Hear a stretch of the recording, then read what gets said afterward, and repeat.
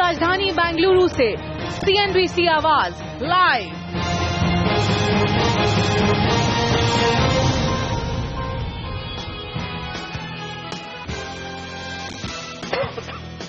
नमस्कार, CNBC आवाज पर आप लगातार देख रहे हैं स्टार्टअप राजधानी बेंगलुरु, जिसमें हम बताने की कोशिश कर रहे हैं कि ये सिर्फ बेंगलुरु की सेकेंड कमिंग या दूसरी छलांग नहीं है, पूरे हिंदुस्तान को बदलने का एक सिलसिला चल पड़ा है जो पूरे देश में एक नया दौर शुरू कर रहा है एंटरप्रेन्योरशिप का।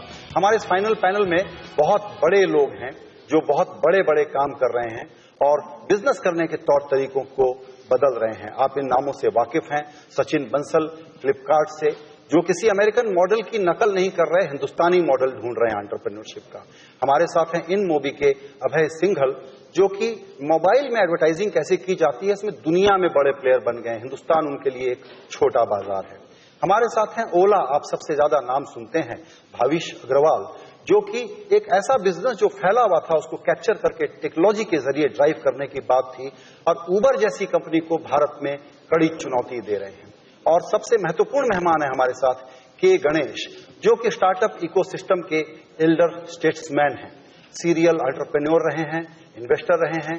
अभी जो लेटेस्ट काम इनका चल रहा है हेल्थ के स्पेस में, पोर्टिया मेडिकल का, इसके अलावा बिग बास्केट का नाम आपने सुना होगा, बहुत सारी कंपनियों से जुड़े रहे हैं। मिस्टर गणेश, सबसे पहले आपसे शुरू करूंगा कि बेंगलुरु की सेकेंड कमिंग, और हम लोग $1 बिलियन क्लब के साथ बैठे हुए हैं यहाँ पे, इसके बाद आगे की यात्रा, आगे का सफर क्या होने जा रहा है? हाँ, थैंक यू CNBC आवाज। ये बेंगलोर का जो ये सेकंड कमिंग है, ये अभी अभी शुरू हुआ है। राइट, जो अपॉर्चुनिटी है, जो यंग एंटरप्रेन्योर जैसे भाविश हैं, जैसे सचिन हैं, और भी इन मोबी के एंटरप्रेन्योर्स ने दिखाया है कि ये टिप ऑफ द आइसबर्ग है। और जो अपॉर्चुनिटी है टेक्नोलॉजी यूज करके, डेटा एनालिटिक्स यूज करके, जो common day to day problems या सिंपल शॉपिंग की हो, जैसे बिग बास्केट की ग्रोसरी की हो, या ओला की कार की रिक्वायरमेंट हो, इन सब चीजों में जो आम आदमी की daily day to day problems हैं, वो कैसे टेक्नोलॉजी यूज करके सॉल्व कर सकते हैं, उसको कन्वीनियंस दे सकते हैं और कॉस्ट को भी कम कर सकते हैं। आई थिंक अभी तो देखिए जस्ट बिगिनिंग है, तो मेरा ये हिसाब से होगा कि और 5 साल बाद हम डबल या ट्रिपल 3 गुना ये एक्टिविटी देखेंगे। और यहाँ पे आपका शो में और एंटरप्रेन्योर्स आएंगे जो $1 या $2 बिलियन नहीं, 10 बिलियन, 20 बिलियन, 30 बिलियन की कंपनी शुरू करेंगे। बिल्कुल। तो जिस एम्बिशन की हम बात करते हैं सचिन, आप उसके इस वक्त सबसे बड़े, कह सकता हूं, रॉक स्टार हैं। क्या वो चीज है जो इस प्रकार के एम्बिशंस को ड्राइव कर रही है, और यहां से फ्लिपकार्ट जैसी कंपनियों का सफर, और फ्लिपकार्ट जैसी सैकड़ों कंपनियां और क्रिएट हों, क्या वो माहौल बन चुका है? हम उस मुकाम पे आ गए हैं? मेरे ख्याल से अभी जो शुरुआत हुई है $1 बिलियन कंपनीज की, अभी इंडिया में 5 या 6 $1 बिलियन कंपनीज बनी है। अभी जो फाउंडेशन है और $1 बिलियन कंपनीज के बनने का, अभी भी वो तैयार नहीं है। बहुत सारा फाउंडेशन इस वजह से भी बनेगा क्योंकि जो हम 4-5 कंपनीज जो अपनी कोशिश करेंगी, उससे भी फाउंडेशन तैयार होगा। एक जो बहुत जरूरी चीज है इस पूरे फाउंडेशन में, वो ये है कि जो टैलेंट है, जो इंडिया का बेस्ट टैलेंट है, जो या तो इंडिया से जाकर बाहर नौकरी कर रहा है या फिर करने की सोच रहा है, वो इंडिया में वापस कैसे आए। आई थिंक वो बहुत बड़ी चीज है जो कि चेंज होनी पड़ेगी। और एक्चुअली जो हमारे सबके एफर्ट है उससे वो बदल रहा है। उस टैलेंट के बिना हमारे पास कोई होप नहीं है कि हम इसको आगे ले जा पाएंगे। आई थिंक ये मेरा मानना है। और इंडिया का टैलेंट एक्चुअली बेस्ट है इस वक्त दुनिया में। अगर देखा जाए गूगल या फेसबुक या कोई भी कंपनी अगर देखें यूएस में, इंडियंस ने फंडामेंटल रोल प्ले किया है उन कंपनीज को बनाने के लिए। तो कैपेबिलिटी इंडियंस में नेचुरली एग्जिस्ट करती है। नेचुरली इंडियंस के अंदर वो कैपेबिलिटी है कि कंपनीज को बड़ा बना सकें, बड़ी ऑर्गेनाइजेशन चला सकें। तो मुझे लगता है कि ये एक बड़ी चीज है। और एक और चीज जो बदल रही है, फंड्स जो अवेलेबल हैं जो एंटरप्रेन्योर्स के पास। अगेन कुछ बहुत कंपनीज ने hundreds of millions of dollars, कुछ ने बिलियंस ऑफ डॉलर्स में फंड रेज कर रहे हैं, या फिर इंटरनेशनल कंपनीज इन्वेस्ट कर रहे हैं इंडिया में। ये भी एक काफी अच्छा फाउंडेशन बनेगा फॉर द फ्यूचर। अगर इसको लेकिन आगे ले जाने की जरूरत है, ये यहां पर नीचे भी जा सकता है। अगर इसको हम आगे बढ़ाएं और कंपनीज के पास फंड्स की अवेलेबिलिटी हो ताकि वो अपने जो उनके एम्बिशन है, उनके जो गोल्स हैं, उनके लिए वो इन्वेस्ट कर सकें, आई थिंक वो भी बहुत जरूरी है। सो दो चीजें, बट अगर देखा जाए हाई लेवल से तो बिल्कुल सही दिशा में जा रहा है जो पूरी जो इकोसिस्टम है। And actually I am very hopeful. मुझे बहुत आशा है कि हम काफी आगे जाएंगे। बिल्कुल। इन्होंने जो पॉइंट कहा उस पर मैं चाहूंगा आप भी थोड़ा इसको इलैबोरेट करें कि क्या खतरा ये भी हो सकता है कि वैसी फंडिंग अवेलेबिलिटी न हो, क्योंकि एक तरफ तो हम ये सुनते हैं कि पैसा बहुत है, अगर अच्छा आइडिया है तो पैसा मिलेगा, दूसरी तरफ ये क्या अभी तत्काल इस वक्त थोड़ा इंटरेस्ट कम हो रहा है इन्वेस्टर्स का? आई थिंक मैं सचिन से पूरा सहमत हूँ। टैलेंट और फंडिंग दोनों बहुत इंपॉर्टेंट होती है। टैलेंट डेवलप हो रहा है, हम जैसी कंपनियां उसमें बहुत जरूरी है कि आगे करते रहें, बट फंडिंग सचिन ने ऐसा कहा ऊपर भी जा सकता है, नीचे भी जा सकता है, बट जो core foundation of the industry है, I think that is rock solid. I think over the past 2 years mobile technology में बहुत इनोवेशन हुआ है, and India is the best place in the world जहां पे मोबाइल टेक्नोलॉजी पे आप innovation कर सकते हैं। एंड अब हर बंदे के पास देश में छोटे छोटे गांव में मोबाइल फोन होता है। बच्चा कॉलेज से निकलता है, उसको मोबाइल फोन खरीदना होता है, पहले गाड़ी खरीदनी होती थी, मोबाइल फोन खरीदना होता है। तो उस प्लेटफॉर्म पे बहुत टेक्नोलॉजी इनोवेशन पॉसिबल है, एंड क्योंकि वो बेडरॉक ऑफ वो फर्स्ट प्रिंसिपल से बहुत सॉलिड है, उसके ऊपर फंड आते रहेंगे, उसको अच्छे टैलेंट वाले लोग उसको टैकल करते रहेंगे इन चैलेंजेस को। I am very hope. तो अभय, आप यहां पर थोड़ा इसको और एक्सप्लेन करें कि क्या, जैसा ये कह रहे हैं कि फाउंडेशन तो बना है, लेकिन अब इस पर से कितने सारे लोग और कितना बड़ा स्केल लेकर के आएंगे? तो अगर हम शॉर्ट टर्म और लॉन्ग टर्म में भारत की स्टोरी को समझना चाहें और कहें कि अब सिलिकॉन वैली से आगे के सफर पर हम निकल चुके हैं, तो उतना बड़ा एपेटाइट आइडिया के लेवल पर और पैसे के लेवल पर मौजूद है, या स्लो मोशन चलेगी ये कहानी? एपेटाइट तो बहुत है। जब हम लोगों ने बिजनेस शुरू किया था करीब 7-8 साल पहले, एंड गणेश सर ने तो और पहले, बहुत पहले शुरू किया था, I think optimism Indian entrepreneurship का मिडिल वर्ड है। हम लोग फंडामेंटली बहुत ऑप्टिमिस्ट हैं, लेकिन 2 प्रॉब्लम है। एक प्रॉब्लम तो ये है कि हम लोग बहुत ज्यादा, हम एक्चुअली मेरी जनरेशन में बहुत ज्यादा इनग्रेन्ड है टू लुक टुवर्ड्स वेस्ट, कि वेस्ट से आइडिया लेके उसको लेके आते हैं। आई थिंक हम लोग को ये समझना बहुत जरूरी है कि जो इंडिया का डेमोग्राफिक प्रोफाइल है, जो इंडिया की चैलेंजेस हैं, they are very very similar to China, and not like America, like literacy rate, like how many people can read and write, like how many people can really interact with the technology. So यदि आपको वो देखना है तो आपको fundamentally ये सोचना पड़ेगा। आई थिंक हम लोगों को चाइना को अपना नेक्स्ट फ्रेंड बनाना पड़ेगा rather than US को। जो आज हमारे ट्रेडर लोग यहाँ पर व्हाट्सएप पे कर रहे हैं, वो अलीबाबा वीचैट पे चाइना में कर चुका है। तो समवेयर हम लोग को वहां से सीख कर यहां पर लगाना पड़ेगा, क्योंकि in the last 4-5 quarters if you observe, Chinese कंपनियां बहुत ज्यादा इंडिया में आ रही हैं, या तो कैपिटल के थ्रू आ रही हैं, या अपने प्रोडक्ट्स के थ्रू आ रही हैं, या अपनी इंटेलेक्चुअल प्रॉपर्टी के थ्रू आ रही हैं। तो यदि, and this is a big point for the entrepreneurship of the country, कि जो एक फैसिनेशन था हमारे दिमाग में कि यार बेटा पढ़ लो, इंजीनियर बन जाओ, फिर यूएस चले जाना, and that whole service mindset, I think मैं मेरे बच्चे को एक्चुअली मैंड्रिन सिखाना चाहता हूं, क्योंकि फ्रैंकली स्पीकिंग हम लोग को चाइना के बारे में कुछ समझ में नहीं आता है, ना गूगल चलता है, ना लैंग्वेज आती है, ना एक्विजिशन समझ में आते हैं वहां पे। तो I think that's one change that I would probably want to see. Interesting point है मिस्टर गणेश, आप इस पर रिएक्ट करें कि क्या दरअसल हम लोग वो भाषा के कारण या लिगेसी के कारण सब चीज के लिए यूएस की तरफ देखते हैं या उसको मॉडल मानते हैं? अब वक्त बदल गया है, वो इर्रेलेवेंट है, और जो बात अभय कह रहे हैं कि चाइना को देखना चाहिए कम्पीट करने के लिए और नए तरीके सीखने के लिए, ये जानना जरूरी है कि चाइना में क्या हो रहा है भारत के लिए। आपने ठीक कहा। इसमें 2 चीजें हैं। एक तो है कि यूएस के मॉडल्स जो हैं, क्योंकि इंटरनेट पेनिट्रेशन और इंटरनेट यूसेज बहुत ज्यादा था, या गूगल हो या फेसबुक हो या अमेजॉन हो, पहले वहां पे शुरू हुआ था, सो इसलिए एक अच्छा मॉडल है। लेकिन हमारा जो डेमोग्राफिक प्रोफाइल है, okay right, distributed across various tier 1, tier 2, tier 3 cities, और vernacular language, not really English, and level of computer literacy की वेब में जाएं, इंटरनेट में जाएं, वो करें, वो वेरी सिमिलर टू चाइना है. सो मैं तो ये कहूंगा कि यूएस मॉडल भी देखिए, चाइना मॉडल भी देखिए, फिर इंडियनाइज कीजिए, ओके राइट. तो क्योंकि इंडियनाइज करना बहुत जरूरी है. जो यहाँ का जगह ट्रैफिक देखेंगे, इंफ्रास्ट्रक्चर देखेंगे, यहाँ के प्रॉब्लम्स देखेंगे, वो काफी डिफरेंट है. बट इसमें अपॉर्चुनिटी जो है, जो ये यंग एंटरप्रेन्योर्स, जो $1 बिलियन वैल्यूएशन कंपनी ने बनाया दिखाया है कि कैसे एक कार ड्राइवर को, ऑटो ड्राइवर को स्मार्टफोन देखे. He may not be able to go on the internet. He may not know how to surf the net. But smartphone use करके, ऐप यूज करके वो कर सकता है. जैसे अब न्यूज एंड पहले बोला था, vernacular language, native language apps और व्हाट्सएप, या सिर्फ मैसेजिंग से कैसे ट्रांजैक्शंस कर सकते हैं, कैसे कॉमन प्रॉब्लम सॉल्व कर सकते हैं. आई think that is the biggest opportunity. और मैं शेयर करता हूँ ये ऑप्टिमिज्म जो सबने यहाँ बताया है.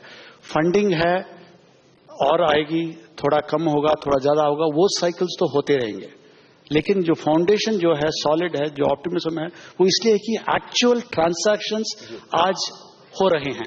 अगर आप ओला कैब देखिए, 5 lakh rides per day actual लोग कर रहे हैं. मैं नहीं जानता कि ओला की वैल्यूएशन ये ठीक है या इससे थोड़ी कम होनी चाहिए या डबल होनी चाहिए. वो मार्केट डिमांड, सप्लाई और प्राइस में डिपेंड करता है. सेम फ्लिपकार्ट. लेकिन एक्चुअल ट्रांजैक्शंस हो रहे हैं. प्राइस वैल्यूएशन थोड़ा ऊपर नीचे हो सकता है डिमांड सप्लाई से, but core business today they are solving problems for the common man by delivering products, good services, rights. वो कहीं नहीं जाएगा. कोई आदमी, we can't go back in life. Exactly. आपको चूंकि लोग वन मैन आइडिया आर्मी के रूप में जानते हैं, तो आप ये समझाइए कि अब हम सुनते हैं जिनको देखो ई कॉमर्स कर रहे हैं, लोकल बनिया बिग बास्केट कर रहे हैं, या अचानक फूड डिलीवरी में बहुत सारी कंपनियां आ गई हैं, तो ये जो कॉपी करने वाला मॉडल है, ऑफ कोर्स गुंजाइश है, हो सकता है ये अब कहां तक सस्टेन करेगा. नए आइडियाज ये लोग कैसे स्पॉट कर रहे हैं, कैसे ढूंढ रहे हैं, हमारे दर्शक ये जानना चाहेंगे. अचानक हमको समझ में आता है कि ये प्लम्बर वाला या लोकल डॉक्टर वाला या लोकल टीचर वाला प्रॉब्लम टेक्नोलॉजी सॉल्व कर रही है. शायद कुछ अपॉर्चुनिटी हमारे अगल बगल में हो. How to spot the idea? Spot the idea अगर मुझे पता होता तो मैं यहाँ बैठे भाषण देने के बदले में एक्चुअली कर रहा होता. ठीक है, मैं कर रहा हूँ. I am happy to be here. Don't mistake me. तो हमारे हिसाब से जो भी ऐसे आपने बोला, teacher, doctor, local grocery, best चीज है कि आप इंडिया में बैठ के देखिए कि कहाँ पे पेन पॉइंट है, कहाँ पे लोगों का समय जा रहा है, कहां पे उनका हेडेक है, कहां पे फ्रस्ट्रेशन है.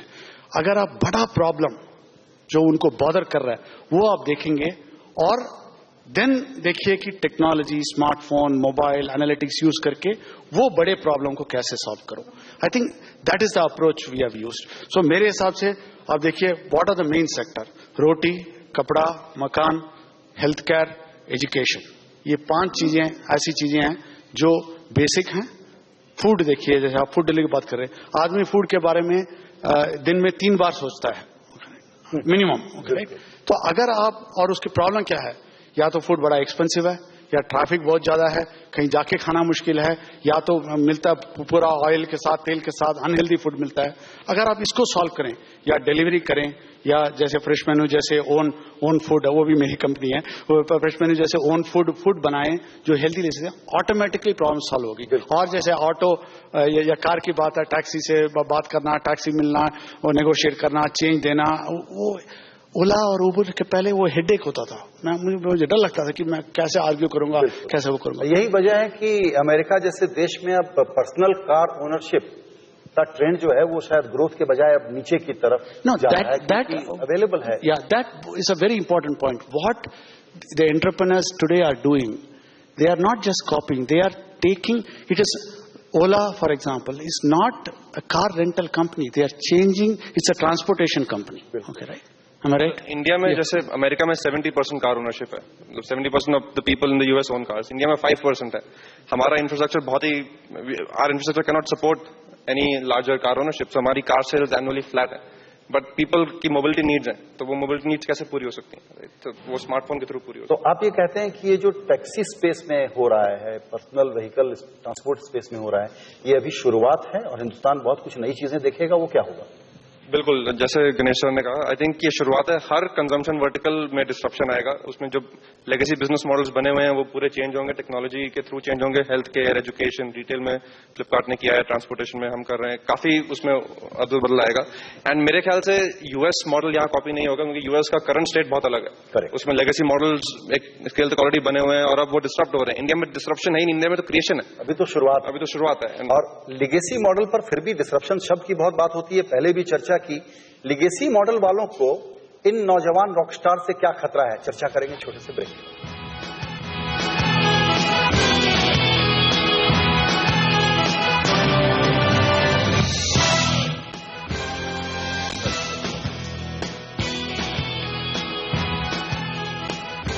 सीएनबीसी आवाज पर इस वक्त जो बेंगलुरु में जो लोग हैं $1 बिलियन क्लब के नाम से जाने जाते हैं, अंग्रेजी में शब्द है यूनिकॉर्न, सचिन बंसल, भाविश अग्रवाल ओला से, इन मोबी के अभय सिंघल और इन सब के सीनियर मेंटोर के गणेश हमारे साथ हैं। चर्चा हो रही है कि सैकड़ों $1 बिलियन क्लब ऐसे रॉकस्टार्स कैसे क्रिएट किए जा सकते हैं और लाखों एंटरप्रेन्योर्स कैसे क्रिएट किए जा सकते हैं। सचिन, आप जैसे लोगों की स्टोरी से हमारे दर्शक अच्छे से परिचित हैं, लेकिन फिर भी आपसे समझना चाहेंगे कि आपने ये कैसे किया और उस लर्निंग को अगर ट्रांसलेट करें एंटरप्रेन्योरशिप के एक सुनामी को खड़ा करने के लिए, तो क्या करने की जरूरत है?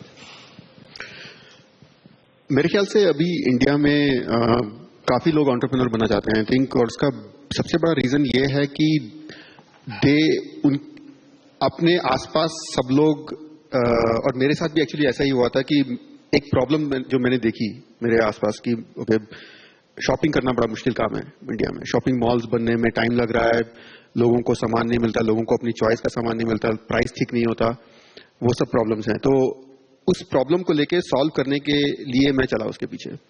और मेरे ख्याल से अभी इंडिया में एक्चुअली काफी लोग हैं जो ऐसा करना चाहते हैं, जो कि एक प्रॉब्लम को लेकर उसको सॉल्व करना चाहते हैं, और वो भी नहीं, उसके साथ वो अपनी खुद की लाइफ की फुल कंट्रोल लेना चाहते हैं, रादर देन कि किसी को रिपोर्ट करना पड़े, किसी को आंसरेबल हो डे टू डे बेसिस पर और उनको एक सैलरी मिले मंथली। उसकी जगह वो चाहते हैं कि उनकी लाइफ उनके अपने कंट्रोल में हो। अगर वो ज्यादा मेहनत करें तो उनको ज्यादा पैसे मिल सकें, और अगर वो कम मेहनत करना चाहें कभी तो कोई बात नहीं, राइट। सो वो अब ज्यादा कंट्रोल चाहते हैं। तो एक्चुअली मैं जो देख रहा हूं, जो ट्रेंड ये है कि जो ओला ने किया है, जो फ्लिपकार्ट ने किया है, जो बाकी कंपनीज ने किया है, उसमें हम उस एक्चुअली टेंडेंसी को बढ़ावा दे रहे हैं कि लोग अपनी लाइफ का कंट्रोल खुद ले सकें, लोग अपनी लाइफ अपनी कैपेबिलिटी का यूज अच्छे से कर सकें। अगर कोई ड्राइवर जानता है कि कैसे मैं कस्टमर को अच्छा सर्व कर सकता हूं, या फिर मुझे पता है कि कस्टमर कहां पे मिलेगा, तो वो उसको उस नॉलेज को यूज कर सके।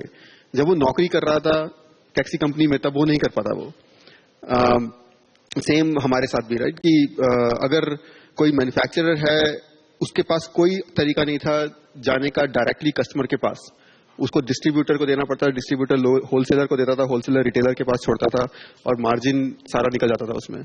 अब क्या है कि मैन्युफैक्चरर डायरेक्टली कस्टमर को बेच रहा है ऑनलाइन आकर, और उसके पास नॉट जस्ट डायरेक्ट एक्सेस है, उसके पास एनालिटिक्स भी है, उसके पास टेक्नोलॉजी भी है जो कि उसको हेल्प करेगी आगे बढ़ने के लिए। तो मेरे ख्याल से ये जो हम एक्चुअली खुद भी एंटरप्रेन्योर्स हैं, लेकिन हमारा बिजनेस जो है वो भी लोगों की एंटरप्रेन्योरशिप स्पिरिट पे एक्चुअली चल रहा है। बिल्कुल, ये इंटरेस्टिंग पॉइंट है। भाविश, आप ये बताएं कि क्या ये कहना ठीक होगा कि दरअसल यहाँ जो अब नए बिजनेस क्रिएट हो रहे हैं वो लोगों की नीड से ड्राइव हो रहे हैं, जो पॉलिसी से और एस्टेब्लिश्ड बिजनेसेस से बहुत आगे हैं, और पॉलिसी को भी कैचअप करना है, और बिग बिजनेसेस के लिए भी ये चैलेंज है कि बदलते हुए वक्त को समझें। बिल्कुल, आई एग्री। आई थिंक अभी जैसे Ola is driven from the customers need to travel around, and mobile technology, car ownership पे जो पॉलिसीज बनी है, रेगुलेशंस बनी है, वो थोड़ी पुराने मॉडल्स के अराउंड बनी है। If you look at the motor vehicles act, काफी पुराना लेगेसी थॉट है उसमें। The good thing is I think government realize करती है, government in our case motor vehicles act को पूरा रिफर्बिश कर रही है, पूरा रिहॉल कर रही है। But the challenge is how does state government, central governments all work together fast enough to build a policy which enables companies like us to even further the impact. क्योंकि जो impact हम create कर रहे हैं, Flipkart कर रहा है, हम कर रहे हैं, वो it's not just limited to people like me and Sachin. It's about इतने सारे जो driver entrepreneurs हैं, इतने सारे जो retail entrepreneurs हैं, उनको कैसे enable करें to do better. Right? How can they grow their small businesses, contribute more to the economy? बिल्कुल। गणेश साहब, आपसे मैं यही समझना चाहूंगा कि अभी जैसे हम सुनते हैं कि यहाँ काम करने के बजाय कंपनी को सिंगापुर में रजिस्टर कराना ज्यादा आसान है। लिस्टिंग हो, प्रोविडेंट फंड का मैनेजमेंट हो, हायरिंग फायरिंग हो, बहुत बात हो रही है ईज ऑफ बिजनेस की। लेकिन अब जिस सेकंड कमिंग की हम बात कर रहे हैं या एक बड़े वेव के आने की बात कर रहे हैं, उसको ये जो इनेबलिंग एटमॉस्फेयर जिसको हम कह रहे हैं कि बन रहा है, वो अभी कितना सपोर्ट कर रहा है या अभी वर्क इन प्रोग्रेस है, उसमें बहुत काम करने की जरूरत है ताकि ये लोग सचमुच उड़ सकें? देखिए, ये मैं पॉजिटिव साइड से देखूंगा तो काफी जो नए गवर्नमेंट है, जैसे अल्टरनेटिव लिस्टिंग प्लेटफॉर्म है जो इंडिया में स्टार्टअप को लिस्ट करने का, या simplification of procedures, right from incorporation, new companies act में थोड़ी जो मॉडिफिकेशंस लाए हैं, all of this very strong positive steps है। For the first time government ने और सभी ने रिकॉग्नाइज किया है कि technology led new age business model करके कुछ एनिमल है। ओके, 2 साल पहले फ्लिपकार्ट या ओला या any of the other companies जो $1 बिलियन वैल्यूड है, जाके बैंक से इवन 1 लाख का लोन मांगे, वो नहीं देंगे।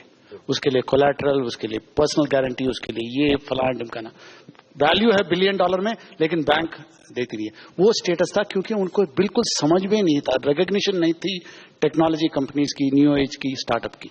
टुडे गवर्नमेंट मानती है और स्टेप्स ला रही है। So that on the positive side. On the realistic side बिल्कुल वर्क इन प्रोग्रेस है। दिल्ली अभी बहुत दूर है एंड मैं नहीं अगले 1 साल में 2 साल में कंपनियां यहां पे लिस्ट कर पाएंगी, मैं कॉन्फिडेंट नहीं हूं, बट लेकिन it's a step in the right direction. इसमें थिंग्स लाइक जीएसटी है सिंप्लीफिकेशन, न्यू कंपनीज एक्ट की सिंप्लीफिकेशन और further simplification, ability to be able to close down companies that doesn't work. ठीक है, ऐसे बहुत से चीजें हैं जो लानी है। अगर आप देखेंगे इजराइल और इवन प्लेसेस लाइक सिंगापुर, बड़ा ही सिंपल है। तो good positive moves, lot to be done. बिल्कुल। छोटा सा ब्रेक लेंगे और ब्रेक के बाद इस चर्चा को हम लोग कंक्लूड करने की कोशिश करेंगे इस पॉइंट पर कि बेंगलोर से जो सीख और बेंगलोर से जो इंस्पिरेशन है, इसको पूरा हिंदुस्तान किस तरीके से फॉलो करे। छोटा सा ब्रेक।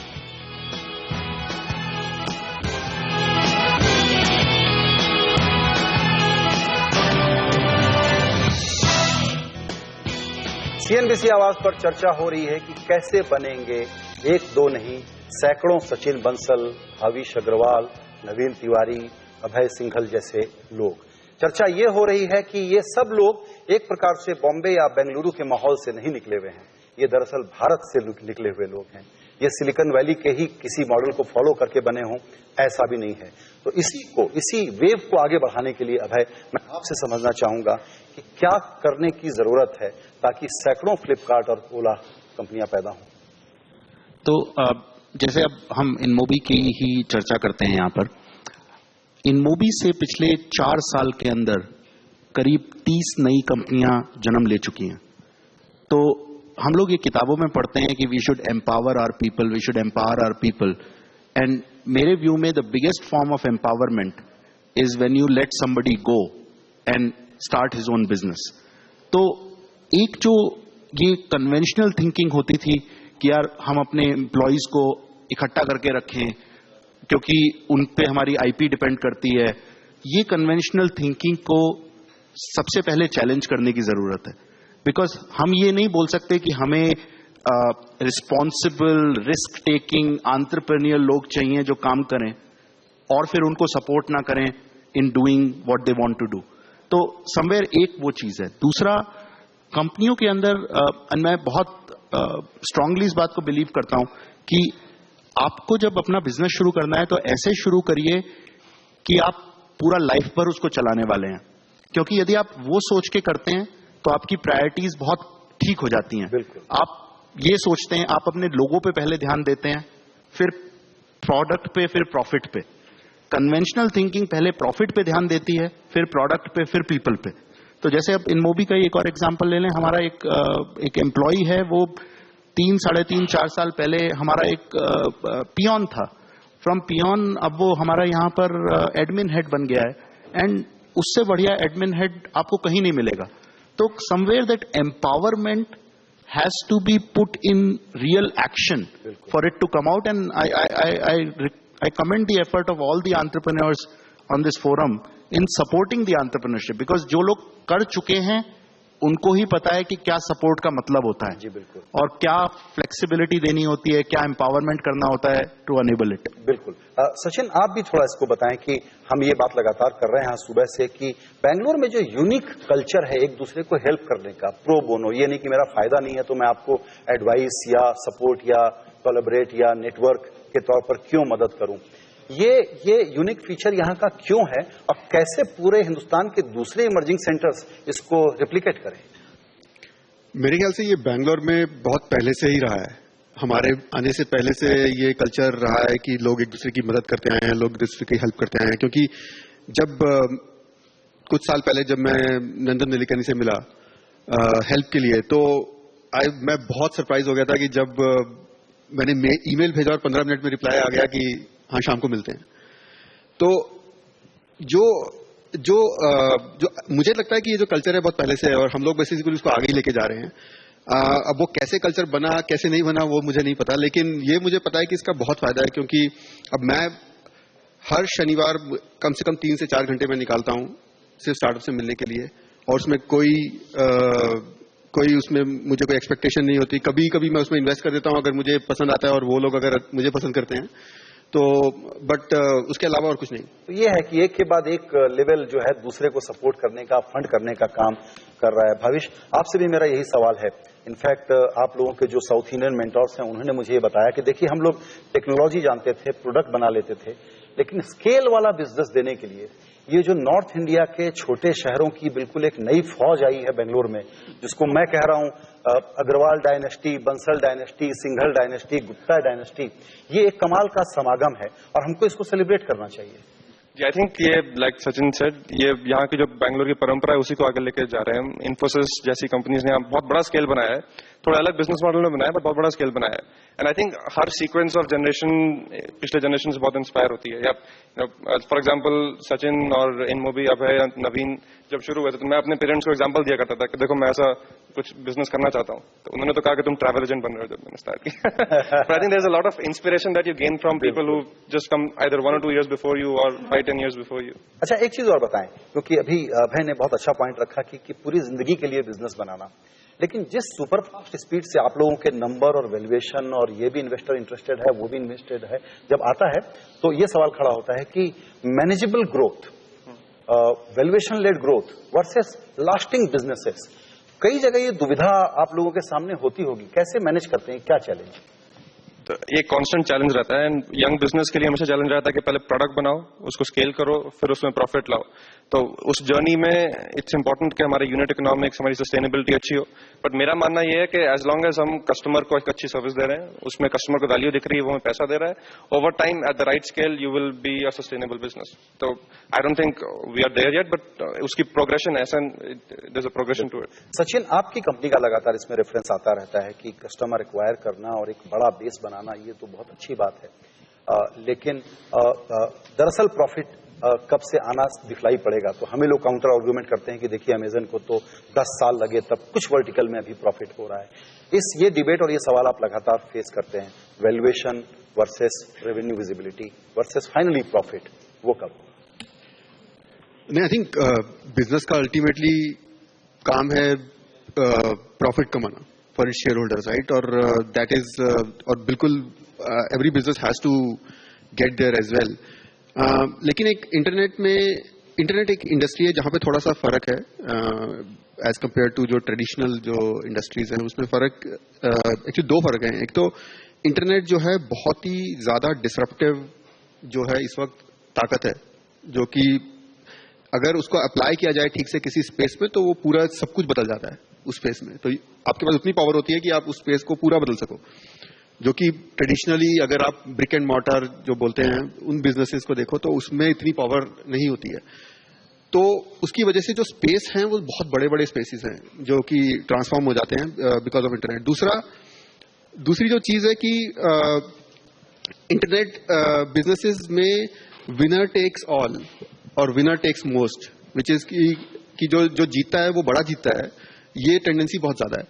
तो उसकी वजह से जो आप देख रहे हैं, जो टेंडेंसी ऑफ कंपनीज की जो पैसा रेस करो और स्केल बड़ा करो, कस्टमर्स को लाओ, उनको लॉक इन करो, अपना ब्रांड बड़ा करो for a long period of time, for not just for 1-2 साल बट 10-10 साल तक आप करो उसको, वो इसी वजह से हो रहा है क्योंकि इंटरनेट की टेंडेंसी कुछ अलग है। जी बिल्कुल।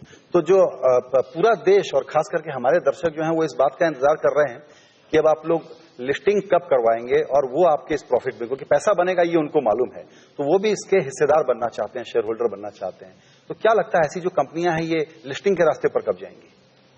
मेरे ख्याल से जितने भी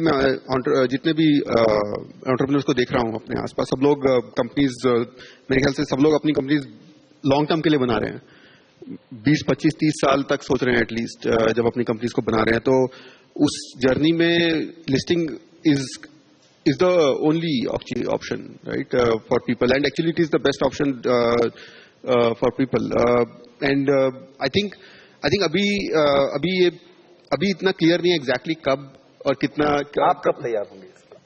मेरे ख्याल से अगले 3 से 5 साल के अंदर आप देखेंगे कुछ कंपनीज लिस्टिंग के लिए जाएंगी। और आप 3 साल के पहले? 5 से 7 साल। 5 से 7 अब है थोड़ा उससे जल्दी। इससे जल्दी। तो गणेश साहब आप बताएं कि ये लिस्टिंग का दौर कब खुलता हुआ देखते हैं आप भारत में? नहीं, I think the point here is that जो आप कह रहे हैं कि प्रॉफिट कब बनेगी, ये जो प्रॉफिट का अकाउंटिंग स्टैंडर्ड है और जैसे प्रॉफिट कैलकुलेट किया जाता है, ये 50 साल पहले के रूल से प्रॉफिट किया जाता है। जैसे आप देखिए फ्लिपकार्ट देखेंगे, इंटरनेट प्लेटफॉर्म टेक्नोलॉजी बनाया है, इन सबको इनको राइट ऑफ करना पड़ता है उसी साल में। अगर सेम चीज ब्रिक एंड मॉर्टर होता, बड़ा सा बिल्डिंग लिया, राइट, उसमें फर्नीचर एंड फिक्सचर लगाए, उस पर डिप्रिसिएशन मिलता है। सो जो अकाउंटिंग स्टैंडर्ड्स हैं वो ओल्ड अकाउंटिंग स्टैंडर्ड है। मैं ये नहीं कहता कि ये new age company, internet company profit बना रही है, but at the same time जो लॉस होते, इतना लॉस लूज करता है, इतना पैसा लूज करता है, वो एक्चुअली लॉस नहीं है, वो लॉस इसलिए है कि अकाउंटिंग स्टैंडर्ड अब पुराने वाले यूज कर रहे हैं। सो there is a need for us to recognize profit, report profit as per a new accounting standard that takes into account the new business models. That is first point. Second, you mentioned about lasting companies versus growth companies. ये companies अगर list करेंगी या even trade sale होंगी, कोई acquire करेगा, कोई Indian conglomerate or international conglomerate, it doesn't mean it is not a lasting company. It just means ownership has changed from X to Y, but the company still will sustain. The company is not going away anywhere. Who is the owner? Listing is one way. My personal opinion, I don't think most of them will list. I think they will build large, valuable, sustainable companies which will get acquired or merged and will give great returns to employees, to shareholders, to investors. But most importantly, ये सब fundamental consumer problem solve कर रही है, वो कहीं नहीं जाएगा. Whoever is the owner. बिल्कुल। अभय, आप ये बताएं कि जिस प्रकार से अब हम एक लिस्ट पढ़ते हैं और बताया जाता है कि टेक्नोलॉजी इन्वेस्टमेंट के मामले में ग्लोबली बेंगलुरु 4थे नंबर पर आ गया है, तो जिस प्रकार के भारत की नीड को और प्रॉब्लम को सॉल्व करने वाले बिजनेसेस अगर हम क्रिएट कर रहे होंगे, जो इंडिया फर्स्ट, इंडियन मार्केट के लिए बनी हुई चीजें हो, उसमें अगर हम एक टाइमलाइन के तौर पर बात करें तो अगले 4 से 5 साल में क्या कहा जा सकता है कि ये वाली दुनिया $100 बिलियन की होगी? क्यों नहीं? I mean, बिल्कुल हो सकती है। आप अपने अराउंड देखिए। मैंने पहले बोला था कि as Indians, as entrepreneur we are very optimistic, but as Indians हम लोग बहुत पेसिमिस्टिक हैं। हम अपने चारों तरफ देखते हैं और हमें सिर्फ प्रॉब्लम ही दिखती है। ट्रैफिक बहुत बड़ी प्रॉब्लम है, अनएम्प्लॉयमेंट बहुत बड़ी प्रॉब्लम है, ABCD जो पहले एस्ट्रो, बॉली, क्रिकेट एंड डेटी हुआ करता था, वो अब आया, बाई, ड्राइवर एंड कुक हो गया है। तो अब आप ये देखिए कि मतलब हमें इस कंट्री में अगले 10 साल के अंदर करीब 100 से 150 मिलियन लोगों के लिए एम्प्लॉयमेंट जनरेट करना है, क्योंकि कंट्री तभी ऊपर जा सकती है, अदरवाइज कंट्री में बहुत बड़ा सोशल अनरेस्ट हो जाएगा इन द नेक्स्ट 10 ईयर्स। तो यदि 100-150 मिलियन लोगों के लिए आपको एम्प्लॉयमेंट जनरेट करना है, तो आपको फंडामेंटल बिजनेस मॉडल्स बनाने पड़ेंगे जो कि लोगों को स्किल कर सकें, जो कि लोगों को ट्रेन कर सकें टू अर्न द लाइवलीहुड। तो यदि उस तरीके से देखा जाए तो हाँ बिल्कुल, क्यों नहीं, मतलब भविष्य ये कहना, क्योंकि एक तरफ प्रॉफिट कमाना मोटिव होना ही चाहिए, तभी आप सक्सेसफुल होंगे और शेयर करेंगे, लेकिन जो ये सोशल एंगल है कि हिंदुस्तान की प्रॉब्लम को सॉल्व करने के लिए टेक्नोलॉजी और नई पीढ़ी, आप लोग जो काम कर रहे हैं, उसमें ये बड़ा जरूरी है कि इसके सोशल ऑब्जेक्टिव पूरे हों। चैलेंज ये है कि आप एक धंधा करके बहुत सारे लोगों को रोजगार दें, या आप डाइवर्सिफाई करने की कोशिश करें, फोकस में रहें, वर्टिकली ग्रो करें, हॉरिजॉन्टल ग्रो करें। आप लोगों के बीच में डिबेट का एक बड़ा इशू है, क्या ये कहना सही होगा कि फोकस एक जगह रखिए और डाइवर्सिफाई मत करिए? आई थिंक इंटरनेट बिजनेसेस में स्केल काफी अच्छा आ जाता है। इंटरनेट एक मीडियम है, मोबाइल एक मीडियम है जिसके थ्रू आप सारे देश को रीच कर सकते हैं।